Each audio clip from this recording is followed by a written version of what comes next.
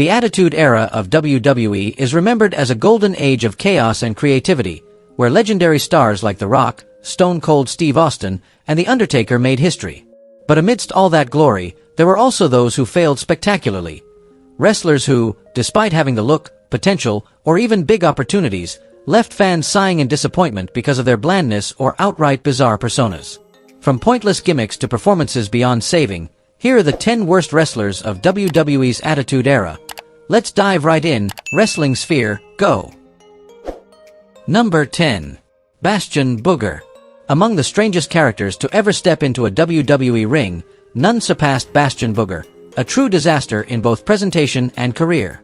From the very first glance, it was impossible for fans to take him seriously. His tight, unflattering outfit, massive physique, and crude in-ring antics made him more of a joke than a legitimate threat. WWE originally intended to create a character who was disgusting but funny, an over-the-top glutton meant to represent exaggerated repulsiveness, but the result crossed the line into pure discomfort. In the ring, Bastion Booger was almost always booked as a loser in short, forgettable matches. He existed solely to make other stars look good. Instead of exciting action, the audience only watched to see what kind of literal gross-out moment he'd bring. His constant sweating, heavy breathing, and pretending to eat during matches didn't just slow everything down, it made viewers feel uneasy. Despite occasional attempts to feature him in comedic segments, Bastion Booger never generated a positive reaction. He had no compelling storylines, no memorable victories, and no improvement in his performance. As time went on, fans saw him as nothing more than an unnecessary ingredient in the Attitude Era's wild mix, a time when every character needed strong personality and star power. In the end, Bastion Booger disappeared from WWE without much notice. No championships, no legacy, only the memory of a character remembered solely for being awkward and off-putting. Still, in a strange way, he stands as proof that not every bizarre idea is destined to succeed. And in WWE's flashy world, the line between creativity and catastrophe can be dangerously thin. Number 9. The Good Father. Before becoming the Good Father, Charles Wright was one of the most beloved characters of the Attitude Era. The Godfather, the fun-loving pimp who entered the ring with his hoe train, exuding charisma, humor, and boldness. The Godfather wasn't just comic relief. He embodied the wild, unapologetic energy fans adored. Every entrance sparked an explosion of cheers, and his catchphrase, "Pimpin' ain't easy," became one of the era's most iconic lines. But everything collapsed when WWE decided to repackage him. Wright was transformed into the Good Father, a stern, self-righteous member of the faction Right to Censor. The group was a satire of real-life organizations criticizing WWE's content, preaching against violence, sexuality, and immorality. The problem? A character loved for his free-spirited charm was suddenly turned into the opposite, strict, dry, and joyless. Inside the ring, the Good Father was still competent, but the character lacked any spark. Gone were the laughs, the crowd interaction, the swagger. Every appearance felt heavy, forced, and uninspired. Even his most loyal fans struggled to accept this transformation. He lost his identity, the very essence that made him stand out. The cruel twist is that Wright did nothing wrong. He followed the company's direction. But when a beloved persona is stripped away and replaced with its polar opposite, failure is almost inevitable. His career momentum plummeted, and fans were left hoping he'd someday return with his trademark hat and mischievous grin. The Good Father's story is a stark reminder. Sometimes it's not in-ring ability or performance that derails a wrestler, it's a single misguided character change that can extinguish a star's shine overnight. Number 8. Blue Meanie. When Blue Meanie, once a symbol of rebellion in ECW, stepped into WWE, fans expected to see that same eccentric, wild, and unpredictable character they once admired. But things went in the complete opposite direction. Instead of embracing the quirky charm and chaotic energy that made him popular, WWE reduced Blue Meanie to nothing more than a punchline. In ECW, Meanie was part of the Blue World Order, beloved for his self-parody, comedic timing, and offbeat charisma. He was the kind of wrestler who stood out despite not having a perfect build, someone who knew how to grab attention through personality alone. However, once in WWE, all of that identity was stripped away. Meanie was no longer the fun-loving rebel. He became a clumsy figure, used only to get beaten up. Short squash matches and forced comedy segments destroyed his credibility. WWE clearly had no idea what to do with him, other than making him the fall guy to elevate others. Instead of exploring his potential, they locked him into shallow, humiliating appearances. Even when Meanie tried to inject humor to salvage his role, no one can truly shine when trapped in an empty, one-dimensional gimmick. The disappointment peaked when he was quietly phased out. From being a recognized name in ECW, he became a clear example of how WWE sometimes fails to recognize the value of unconventional characters.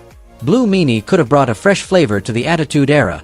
Instead, he was swallowed by mediocrity the company unknowingly imposed. Number 7. Tiger Ali Singh. During an era defined by bold personalities, WWE once held high hopes for Tiger Ali Singh, the heir of Indian wrestling legend Tiger Jeet Singh. With a strong look, fluent mic skills, and prestigious lineage, he was pushed as a spoiled rich kid who looked down on everyone. On paper, it sounded promising. In execution, it was a disaster. From his earliest appearances, Singh flaunted wealth, threw money around, mocked Americans, and paid people to do degrading stunts for amusement. But instead of drawing entertaining hatred, the mark of a great heel, his character felt painfully forced. His delivery was stiff, unnatural, and hollow, completely out of place in the raw, explosive atmosphere of the Attitude Era. Worse yet, WWE never developed him beyond the tired, rich snob trope. No meaningful rivalries, no real character growth, just repetitive arrogance with nothing underneath. As fans lost interest, WWE quickly abandoned him. After months of aimless segments, Tiger Ali Singh vanished from TV, swallowed by the wave of bigger stars. It's a shame, because Singh had tools to succeed if crafted properly. He had promo skills, a fitting physique, and a proud legacy. But in an era where authenticity and personality were king, Tiger Ali Singh became nothing more than a shallow act with no soul, proof that being rich and arrogant isn't enough to stand out in the Attitude Era. Number 6. Headbanger Mosh. As part of the Headbangers, Mosh was once appreciated for his rebellious style, high energy, and quirky humor. But when the team split, Charles Warrington, the man behind Mosh, fell into a downward spiral of failed character experiments. WWE tried to make him a standout single star, but instead delivered one disastrous gimmick after another, the worst being Beaver Cleavage. Beaver Cleavage was presented as a bizarre parody of an old sitcom, appearing on TV with a fake mother in segments filled with uncomfortable innuendo. The gimmick left fans unsure whether to laugh or cringe. Rather than clever comedy, it was deeply awkward and unsettling. WWE quickly realized how terrible it was and pulled the plug within weeks, a clear case of a catastrophic creative misfire. Even after being repackaged as Chaz, his misfortune continued. Though Chaz was meant to be more serious, aiming to rebuild after failure, nothing clicked. Fans had already checked out, and the ghost of Beaver Cleavage haunted him relentlessly. Later storylines, including one involving false allegations of domestic abuse, only pushed audiences further away. Eventually, Mosh returned to the Headbangers with Thrasher, but his career never regained its former momentum. Despite talent and dedication, Charles Warrington is most remembered for one of the worst gimmicks of the Attitude Era, a harsh reminder that a single bad idea can bury even a promising career. Number 5. Meat. During the Attitude Era, a time when anything could become outrageous entertainment, not every idea struck gold. And Shawn Stasiak, once seen as a rising star, became a prime example of how a misguided gimmick can completely bury a wrestler's potential. With an impressive physique, good looks, and solid in-ring ability, Stasiak debuted in WWE under the bizarre character name Meat. And if the name sounded odd, the actual gimmick was even worse. Meat was portrayed as the plaything of the Pretty Mean Sisters, Terry Runnels, Jacqueline, and Ryan Shamrock, who constantly used, mocked, and humiliated him on live TV. Rather than being showcased as a powerhouse, WWE turned him into a puppet for cheap, suggestive comedy. Every appearance brought awkwardness instead of excitement. His matches were short, overshadowed by scenes where he was scolded or degraded by the women. Fans stopped seeing him as a serious competitor and viewed him as a running joke. Even worse, WWE made no attempt to rehab his image, continuing to push vulgar humor at the expense of his credibility.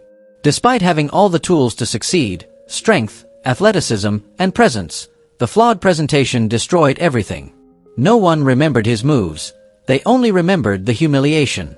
After leaving WWE, Stasiak attempted to rebuild his career in WCW under his real name, and while he found mild success, the meat stain followed him forever. To this day, the gimmick remains one of the Attitude Era's most pointless creations, a symbol of creativity taken too far, beyond logic or respect for the performer. Number 4. Gillberg. In an era where WWE constantly chased laughs and shock value, Gillberg emerged as a clear example of a joke gone too far.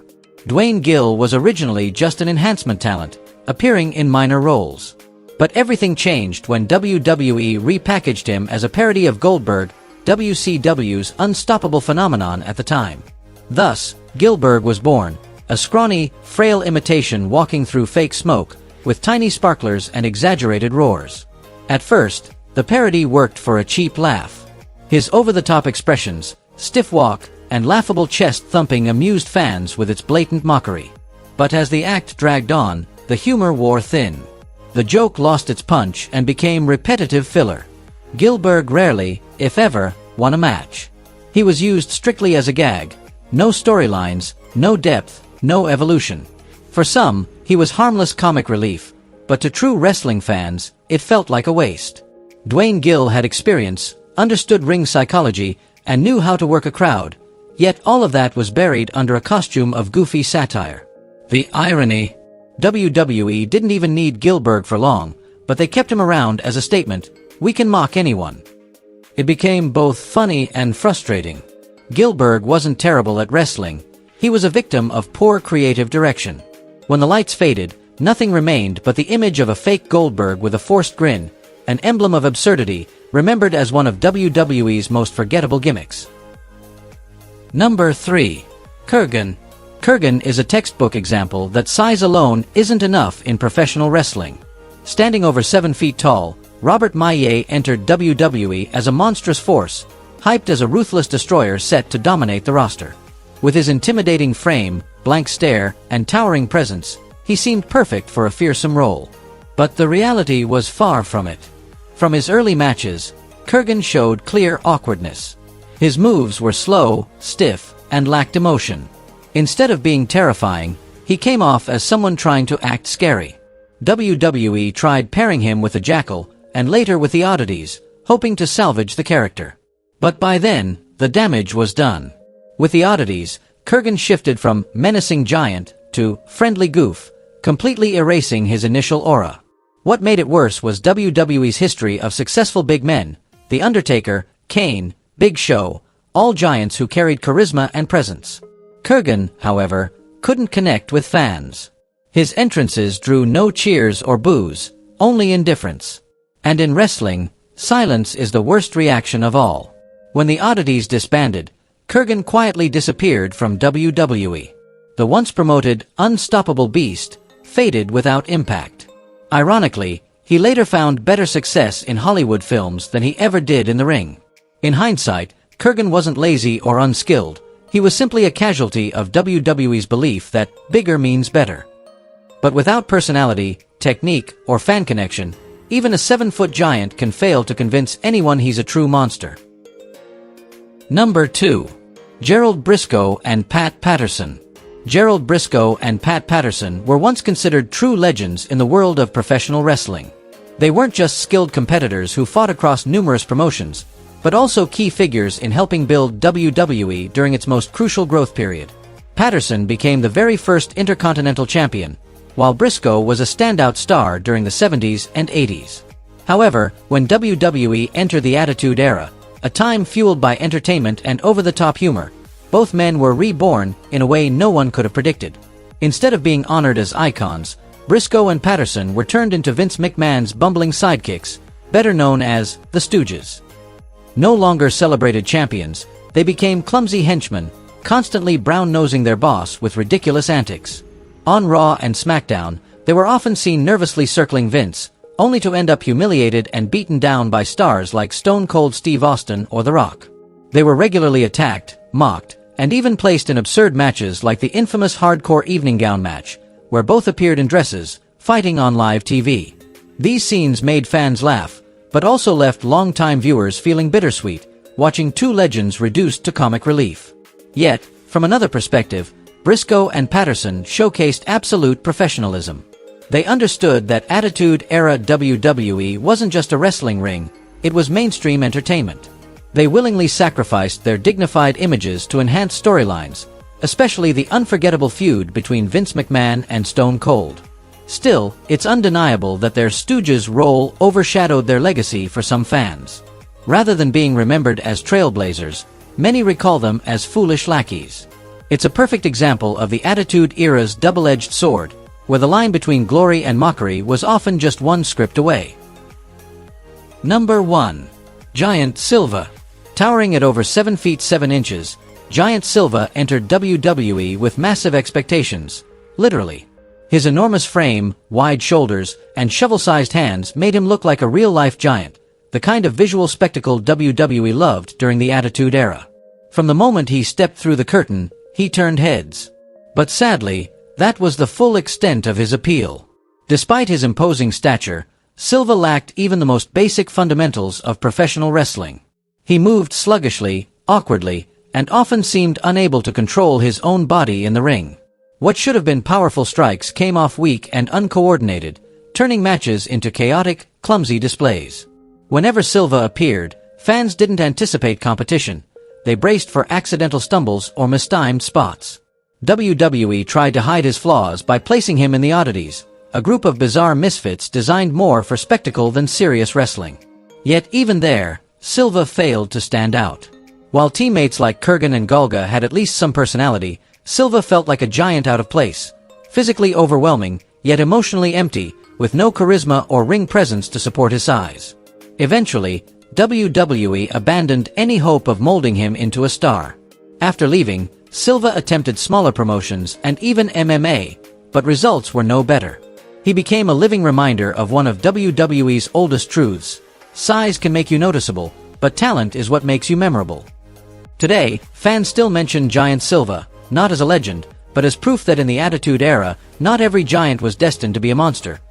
Some were simply too big for the spotlight they couldn't fill. And those are the 10 names fans can never forget, though not exactly for the reasons anyone would want. Do you agree with this list? Or is there someone else you think deserves to be included?